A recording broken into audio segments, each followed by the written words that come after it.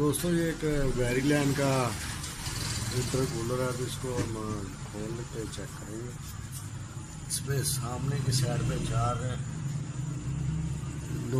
दो स्क्रू हैं, एक ये है और एक इस तरह ये है। इसको मैं खोलता हूँ, तो इसको मैंने ओपन कर लिया है। तो कवर इसका उठा के हम देखते हैं कि इसको ऑन करेंगे।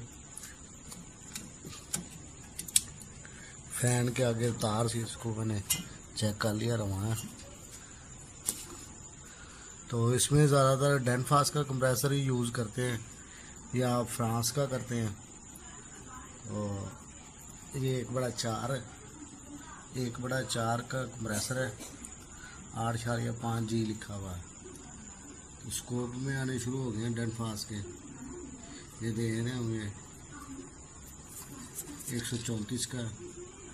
तो अभी मैं इसको पावर दे के चेक करते हैं। दोस्तों मैंने पावर ऑन कर दी है, तो फैन इसके दोनों चल चुके हैं, तो देख सकते हैं आप। और 4 कुछ देर ले रहा है, और 1.3, सॉरी मैं बोल गया था 4. और इसी तरह ऊपर वाला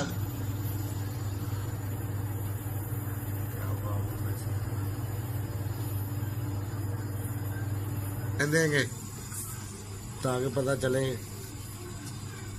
इस तरह तो ठीक लग रहा है, कंडेंसर ये गर्म हो रहा है।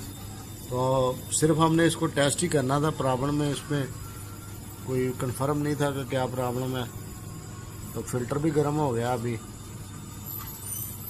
और कंडेंसर लाइन गर्म है।